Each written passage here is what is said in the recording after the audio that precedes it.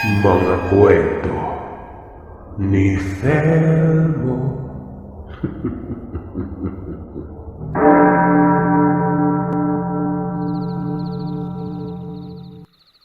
Itago niyo na lamang po ako sa pangalang Waldo.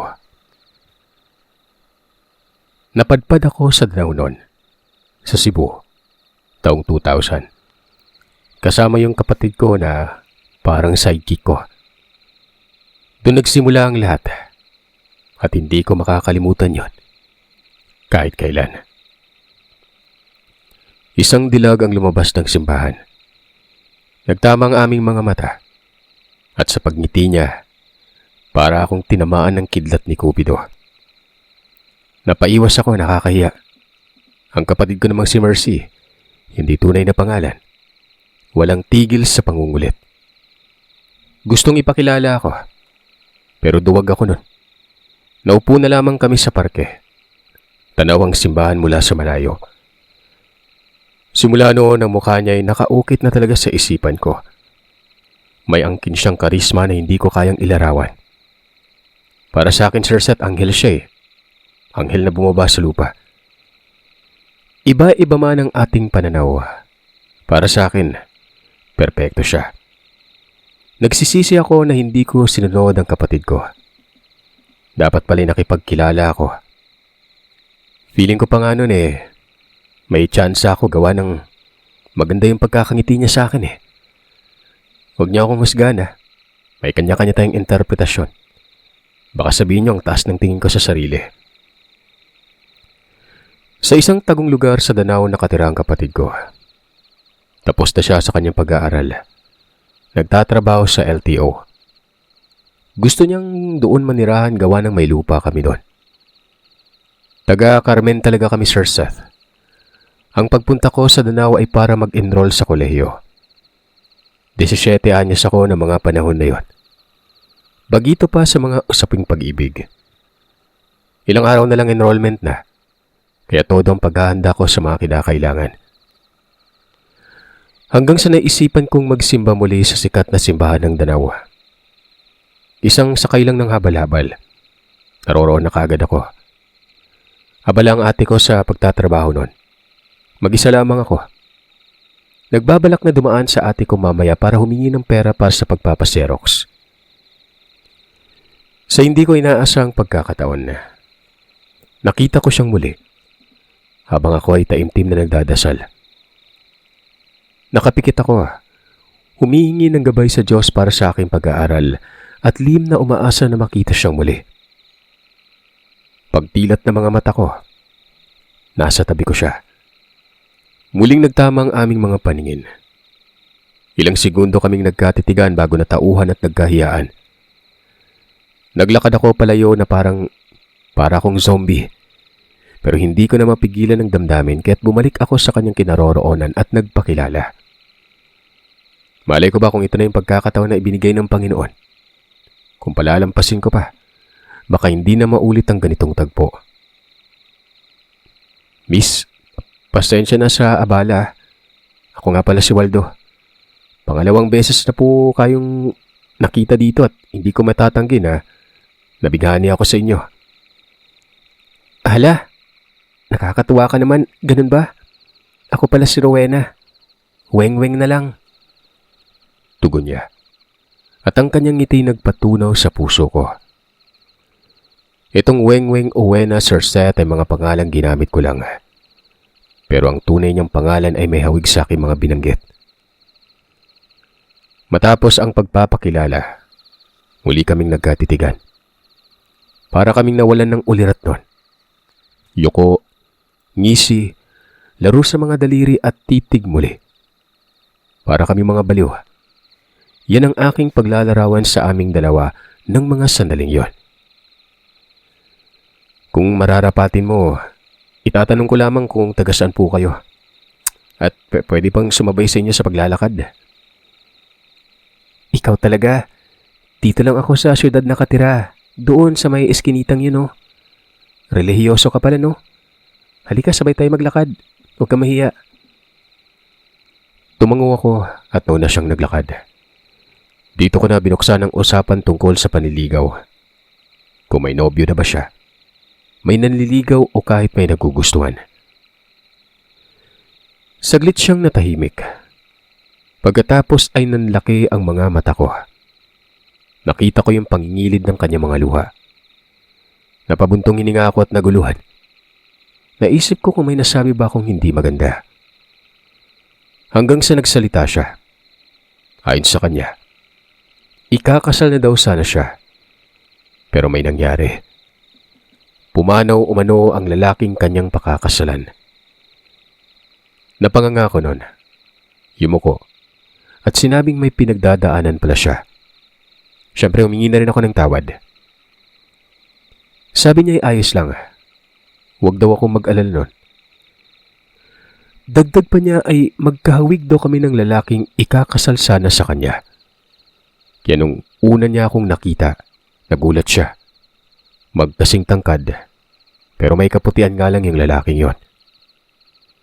Kaya pala iba siya kung makatitig sa akin nung una. Para kaming matagal nang magkakilala. Yun ang nababasa ko sa mga mata niya. Magkamukha daw kami ng kanya magiging asawa. Kung ganun, pangit pala yun. Biro lang. Hanggang sa may sinabi sa akin si Wengweng. Nakaupo na kami sa parke sa mga sandaling ito.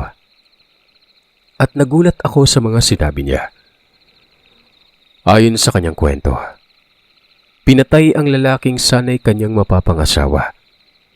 At hindi basta-basta ang nangyari. Aswang daw kasi ang gumawa ng karumal-dumal na krimen. Bigla akong natigilan. Para bang hindi ako makapaniwala sa narinig ko nun. Nagtanong ako kung totoo ba ang kanyang mga sinasabi. Tumango si Wengweng at sinabing yun daw talagang nangyari. Nabalitaan ko na lang na yun ang sinapit niya. Pinuntahan ko siya at hindi ko siya nakilala. Kumalat yung balita na tinambangan daw siya ng mga hindi kilalang tao habang pauwi pero malakas ang kutob kong aswang yun. Yun din yung sabi ng nanay ko. Nakakakilabot naman yan. Teka, kumain ka na ba? Magtatanghali na kasi. Sabay na tayo. Sumang-ayon naman siya. Sinundan niya ako at dahil wala akong dalang kahit na anong pera, sinabi kong hintayin niya ako saglit.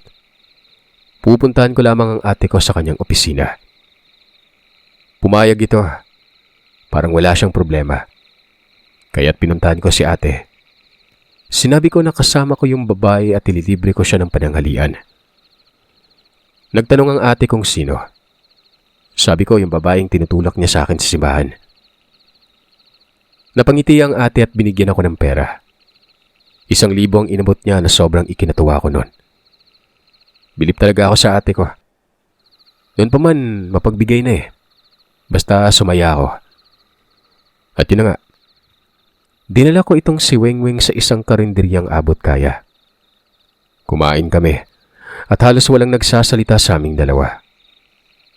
Pero alam mo yung pakiramdam na may tsansang maging kami. Sino bang matinong babaeng sasama kagad sa isang lalaking hindi pa niya gaanong kilala, di ba? Parang naging date na yon.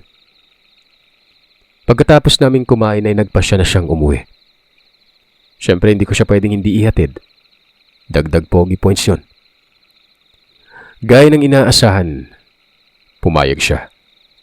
Naglakad lang kami. Dahil maganda ang tanawin sa Danau at mababait yung mga tao dito. Akala ko nung una, pagliko sa kanto na tinuro niya ay makikita na kaagad ang bahay nila Wengweng. Pero grabe, napakalayo pa pala at nasa may iilang bahay na lang kami noon naglalakad. Saan ba banda? Tanong ko. Tinuro niya lang at sinabing malapit na. Pero habang naglalakad ay nagtanong ako ng iba pang detalye tungkol sa kanya noon. 20 anyos na pala itong si Wengweng. Pero kung titingnan parang magkasing edad lang kami. Masaklap ang kanyang pinagdaanan. Okay lang sana kung namatay ang minamahal niya sa isang normal na dahilan. Pero kung tamang aswang ang pumatay, bukod sa nakakatakot ay hindi talaga katanggap-tanggap. Tanong ko na yung bahay nila. Nalaki agad ang mga mata ko. Malaki pala yung bahay nila kaso nga lang makaluma ang estilo. Pero itinayo pa ito nung panahon ng mga Espanyol. Ancestral na ancestral eh. Tapos may mga binago lang sa ilang bahagi. Malawak ang paligid, malinis, at may iba't ibang uri ng halaman. 2 palapag ang bahay. Tapos may nakita akong matandang babae na nakaupo sa beranda. Itong beranda nila ay may mga halaman na nakasabit. Para bang nagsisilbing kurtina mga ito. Huminto na siya at sinabing na ihatid ko na raw siya. Binati ko ang matanda. Ngumiti naman ito at sinabi pang bakit hanggang sa buka na lang ako ng beranda. Nagkatinginan kami ni Wengweng. Sabi niya lola niya raw yun. Walang sabi-sabi ay nagmano ako at nagpakilala. Sabi ko ay inihatid ko lang ang kanyang apo. Tumango siya. At narinig ko ang pagsambit nito kay Wengweng sabay sabing, "Bagay kayo, apo. Sana ay ito na yung makapag-ahon sa'yo sa pagkalugmok sa depresyon na inabot mo sa dati." Si Lola talaga. Ngayon lang kami nagkakilala eh. Pasensya ka na, Waldo ah. Ganyan talaga si Lola. Ako lang kasi yung apo niyan. Bugtong na anak ang tatay ko pero na maalam na. Kasama ko si nanay, Lola at yung 2 katiwala. Mukhang nasa likod sila eh. Sige, maraming salamat. Napabuntong hininga ako at tumango. Nagpasalamat. Yung lola niya ay Sir Seth, pangalan nating Lola Silva.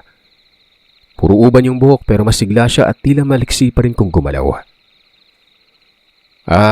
Weng, pwede bang bumisita?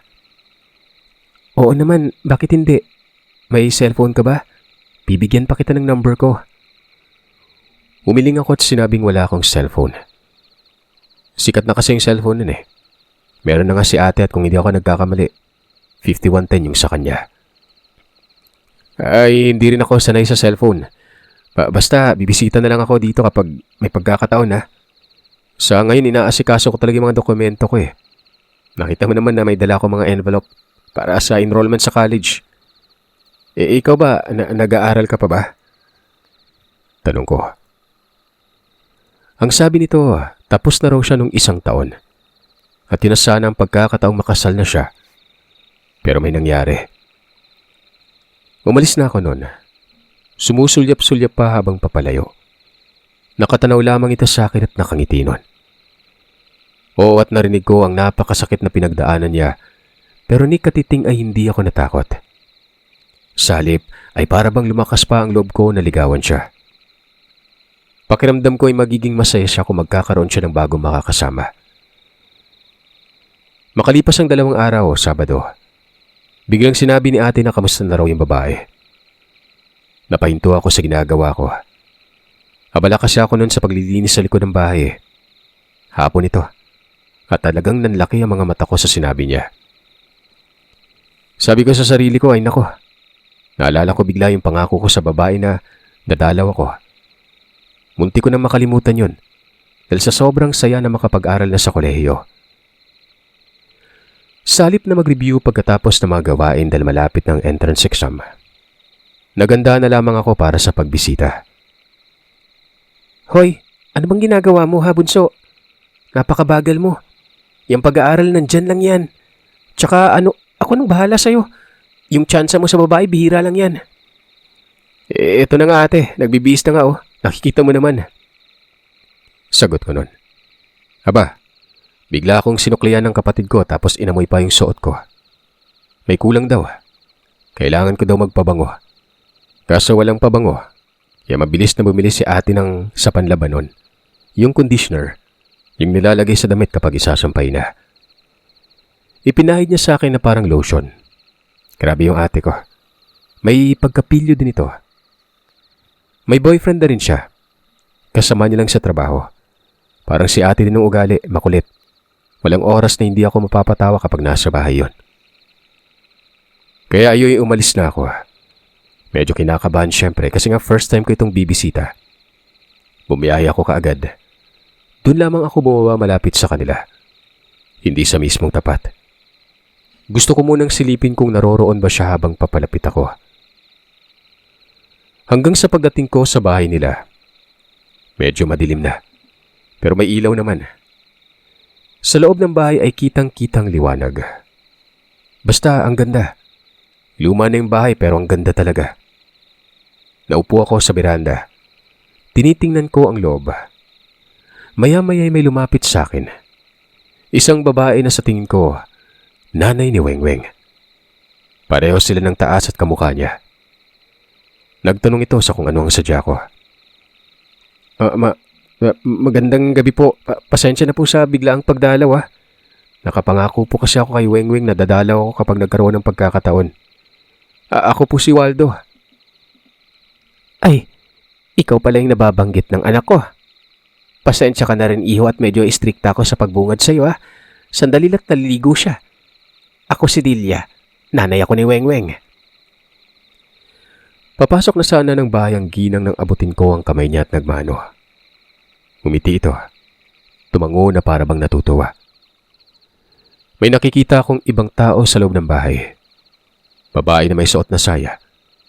Kinausap siya ng nanay ni Wengweng. Yung Delia. Hindi yun ang tunay na pangalan, Sir Sata. Lahat ng nabanggit at mababanggit kong pa mga pangalan, ginamitan ko ng iba. Sa tingin ko'y inutusan yung babae tapos naisip ko na siguro yun yung katiwala. Maya-maya pa ay may nakita akong paparating nga. Matandang lalaki na nagtutulak ng pushcart na may kargang karton. Inilagay niya ito sa gilid ng veranda. Karton ng sesto yon. Binati ko siya, tumango naman. Tapos nagtanong kung bisita daw ako ni Wengweng. Katiwala din ako dito. Maniligaw ka dong? Tanong niya na medyo nagpakunot sa noo ko. Para bang may mali. Kasi kung makatitig tong matandang lalaki parang may agam-agam sa mukha niya. Pagkatango ko'y tumango din siya. Pero may sinabi ito bago umalis. Alam niyo ba kung anong sinabi niya? Sabi niya huwag ko na lang daw ituloy. Sabay talikod at umalis na. Nagtataka talaga ako. Biglang nag-iba ang pakiramdam ko noon. Bagya akong kinalabutan. Ramdam ko ang diin sa sinabi niya na para pang dapat ko lang sundin. Pero agad ding nawala ang pagkabagabag ko nang makita ko na itong dalaga na paparating. Basa ang buhok, manipis ang damit na suot. Bakat ang alindog at talagang napangangako sa ganda niya na mas lalong lumitaw. Napabulong ako sa sarili ko na napakagandang dilag. Tumayo ako. Tapos sinabi kong dumalaw na ako. Nagpasalamat ako na naroroon lang siya dahil kanina pa ako nag-aalala na baka wala siya sa bahay. Sabi ni Wengweng, salamat din daw. At inaya niya kung doon daw ako maghapunan. Nahiya ako pero ang hirap tumanggi. Lalo't nagugutom na rin ako noon. Umupo muna ako tapos tumabis siya sa akin. Wala pang nagsasalita. Hanggang sa ako na yung unang nagsalita nun. Diretso agad para hindi na maantala pang pag-iisip ko. Nahati na kasi yun sa pag-aaral ko at sabi ko, hindi maitatanggi na nanliligaw ako nun. At kung sakaling pala rin magiging masaya ako. Alam ko at ganun din ako. Nagmamadali ka ba? Talagang masyado kong abalawing Isiningit ko na tong pagkakataon. Ayokong sayangin. Wala pa akong karanasan sa babae o relasyon man lang pero hindi ko alam kung bakit tila may nag-uudyok sa akin na ligawan ka Nung una pa kitang nakita, dama ko na talaga yung kakaiba para sa'yo. Nung nagkita tayo muli, alam mo bang dasal ko nun sa altar makita ka? Pagkalingon ko, ikaw pala yung nasa tabi ko. Ang sabi niya sa akin ay ang dami ko daw sinasabi. Pwede naman manong paiklin. Pwede namang walang pasakali. At sabihin kaagad ang punto dahil makakatiyak daw ako na positibo ang maririnig ko nun. Sabi ko sa sarili ko, wow, para bang nagpapaligsahan kami sa nararamdaman nun. Inabot ko ang kamay niya.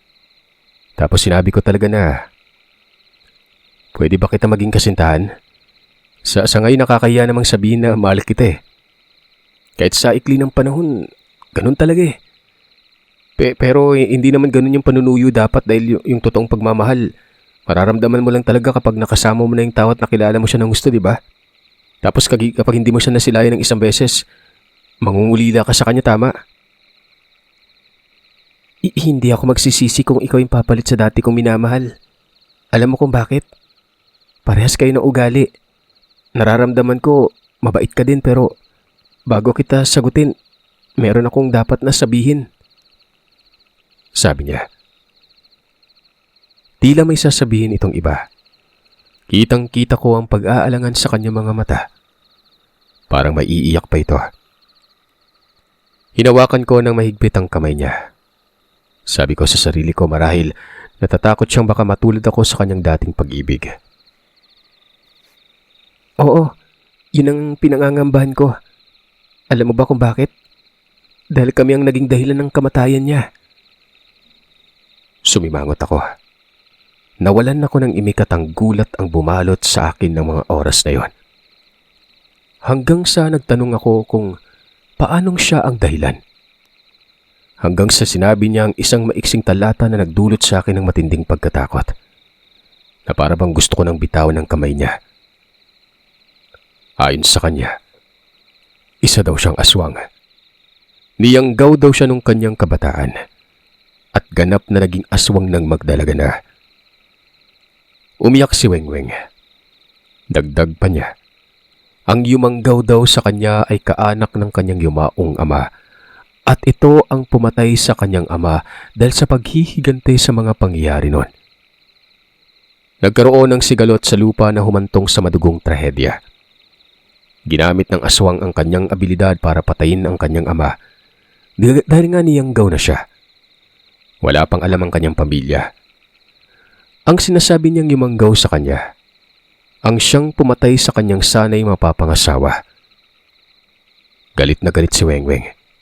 Hindi pa daw sapat ang paghihiganti nito. Hindi din sapat na ginawa siyang aswang at naging malas sa kanyang pamilya.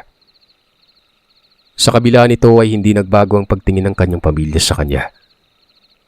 Hindi ako nakaimik. Dahan-dahan kong binitawan ng kanyang kamay.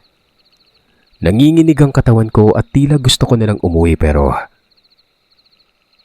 kung nagawa kong patayin yung una kong karelasyon, sa susunod sisiguraduhin kong hindi na mangyari ito. Pero nasa sayan, Waldo. Hindi kita pinipilit. Pag-isipin mo dahil yun naman yung pakay natin, hindi ba? Ayoko lang magsinungaling dahil nais kong sukatin yung katatagan. Katatagan mo. Hindi lamang basta kilabot ang nadama ko noon. Hindi ko alam kung saan ko ilalagay ang takot ko. Pero habang nakatitig sa akin si Wengweng, may mapupungay at mapunuksong mga mata na tila nawawala yung takot ko noon. Hinahawakan niya na yung kamay ko at muling nagtanong kung ano na umano. Natural lang na magulat ako. Hindi ko talaga inaasahan. Naiintindihan ko na yung sinabi ng katiwalang lalaki, Weng. Hindi ko na pag-iisipan aswang ka pero alam ko mabuti ka. Ang problema yung yumanggaw sa'yo. Hindi na rin bago sa akin yung aswang dahil meron ding aswang sa amin sa Carmen eh. Porsigido ako, Weng. Wika ko nun. Hindi ko alam kung bakit ko yung nasabi. Alam niyo, pagkatapos kong magsalita parang gusto kong bawiin yung mga sinabi ko eh. Lumabas ang nanay niya. Umiiyak. Nakikinig pala ito sa gilid ng pintuan. Lumapit ito sa akin at tinanong kung sigurado daw ba ako. Tumango lamang ako at sabi ko'y pagsisikapan ko hanggat kaya ko. Ay naman sa kanyang ina. Si Wengweng ay aswang. Pero hindi ito natatakot sa Panginoon. Kaya kumbinsido siyang hindi ito masama. Doon ako kumain ng hapunan at maniwala man kayo o hindi. Habang kumakain kami, biglang sumigaw ang katiwala sa likod ng bahay. Sabi niya ay may dumating umano. Lahat kami napatingin sa likod at bumungad sa amin ang isang lalaki noon. Napakaitim na mga mata. Nakangisi at sinabing hindi pa raw nadala ang pamilya. May gusto pang ipahamak na iba. Tinuro niya ako. Talagang nagtayuan ng mga balahibo ko sa katawan. Lalaki ito. Medyo may edad na yung tao. Yung mga mata niya masasabi kong aswang nga siguro ito eh. Tao lang pero ibang-iba yung mga mata eh. Sabi ni Aling Delia. Tigilan na daw sila. Maawa na umano sa kanila. Hindi na sila nagkakaroon ng payapang buhay. Sumabat naman ang matandang lola ni Wengweng at sabi niya ay hindi sila gumante nung pinatay ang kanyang anak dahil alam nilang wala silang panglaban. Pero dapat na raw kalimutan ng sigalot. Kung may panglalamang man daw sa lupa ang kanyang anak ay ibabalik niya ang nilamang na lupain.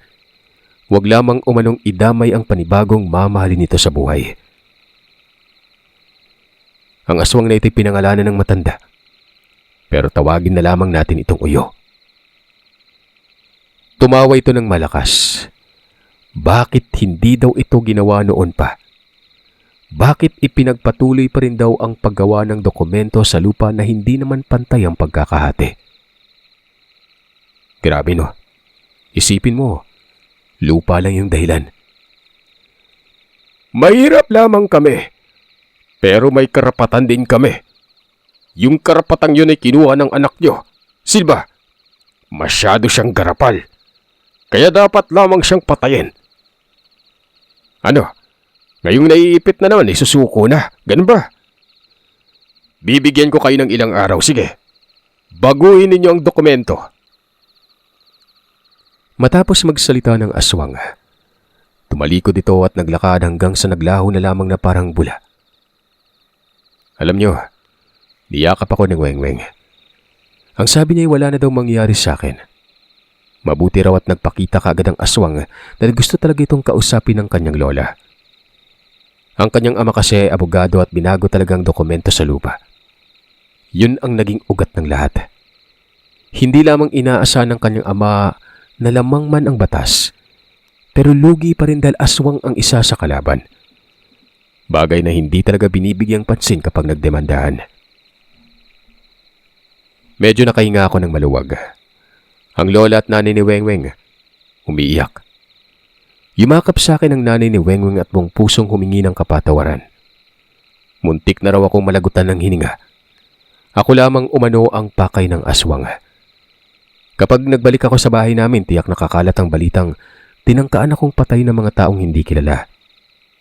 Tulad ng nangyari sa dating nobyo ni Wengweng. Saad ng dalaga ay hindi niya umano ako papabayaan. Pero sumabat ang nanay niya. Wala pa raw gaanong karanasan si Wengweng sa kanyang pagiging aswang. Sinusumpong lang at hindi pa ganon kapanganib. Ibang-iba umano ang itsura ng aswang kanina. Isa daw itong ganap na halimaw, samantalang si Wengweng yung mga mata lamang niya ang nag-iiba nun. Ikinuwento ko ang lahat ng ito sa ate ko. Nakita ko ang takot sa kanyang mga mata. Pero anya, nasa sakin pa rin ang huling desisyon kung saan ako masaya. Doon din siya masaya para sa akin. Wala pa talaga akong kasiguraduhan nun. Kumbaga pinakikiramdaman ko pa si Wengweng. Kahit na alam ko ang kanyang tunay na pagkatao. Mais naman nila ang gusot ng mga panahon na yon. Dumalaw ang aswang sa anyong tao. Nakipagsundo at nangakong ititigil ng kanyang paghihiganti. Sa paglipas ng panahon, habang nag-aaral ako ay lalo ko pang nakikilalang dalaga. Malambing ito. Tuwing araw ng linggo ay hindi kami nawawala sa pagsisimba. Hanggang sa napamahal na rin ang kapatid ko sa kanya. Lalo't madalas ko na siyang isinama sa bahay. Nakilala na rin siya ng aking mga magulang. Alam na rin nilang tungkol sa kanya. Pero katulad ni ate ay nasa sa akin pa rin daw ang huling desisyon. Ang importante ay huwag ko daw papabayaan ang pag-aaral ko. Sa puntong yun ay wala na talagang atrasan. Wala nakagusto na ako sa kanya. Nakita ko na rin yung sumpong niya. Pero totoo na hindi siya ganap na aswang. Mata lang ang nagbabago. Napapansin ko rin na napakainit niya at hindi ko alam kung bakit. Itinatanong ko ito sa isang albularyo, pero hindi ko binanggit na ang nobya ko ang isang aswang. Ay naman sa albularyo, napakainit daw talaga ng mga ganitong nilalang, lalo na kapag may sumpong. Kumukulo daw kasi ang dugo nito, kaya't nagiging gutom at uhaw sa karne. Napapailing ako. Nagpapasalamat dahil hindi naman uhaw sa laman ng nobya ko. Saglit lamang din ang kanyang sumpong. Madalas akong bumisita sa bahay nila Wengweng. Tinatawag ko na rin nanay ang kanyang ina. At kung minsan ay doon na ako nanananghalian sa kanila. May pagkakataon pang sinabihan ako ng nanay ni Wengweng na sa syudad ng Cebu na raw ako mag-aral. Sa San Jose, Recoletos. Sasagutin na daw nilang lahat. Pero umiling ako.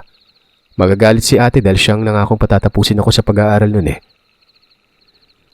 Nagkatuluyan kami ni Wengweng. Tinanong ko pa siya kung okay lang bang ibahagi ang aming kwento sa channel na ito. Pumayag.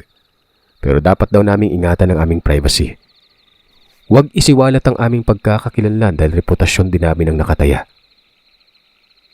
Sino nga bang mag-aakala?